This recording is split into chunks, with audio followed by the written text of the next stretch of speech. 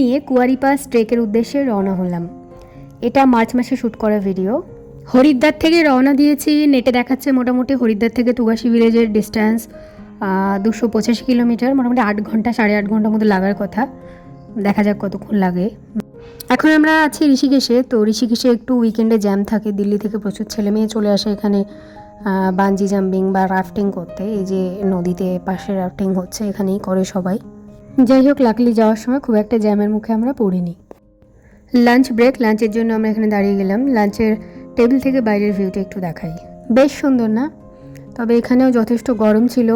যখন আমরা রাস্তা দিয়ে যাচ্ছিলাম বেশ খানিকটা গরম লাগছিল। গ্লোবাল ওয়ার্মিং আস্তে আস্তে পাহাড়ের উপরেও প্রভাব ফেলছে।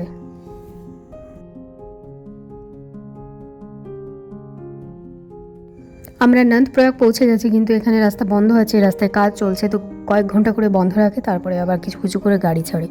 তো আমরা গত 1.5 ঘন্টা ধরে এখানে আটকে আছি। তো দেখা যাক কখন ছাড়ে। 5:30টায় গাড়ি ছাড়ার কথা। তো দেখা যাক কতক্ষণে আমরা রওনা হতে পারি। রাত 8টা বাজে, আমরা এখনও পৌঁছাতে পারিনি। যোশীমঠ ক্রস করে গেছে, খুব বেশিক্ষণ আর লাগবে না। আমাদের তুগাসি পৌঁছাতে অলমোস্ট রাত 9টা বেজে গেল। তো অনেক লেট হয়ে গেল। কালকে আমাদের গুলিং টপ যাওয়ার আছে। তো 10:30টায় ডিনার, আফটার দ্যাট রেস্ট করে কালকে ব্রেকফাস্ট করে আবার আমরা গুলিং টপ যাব। এটা আমাদের রুম।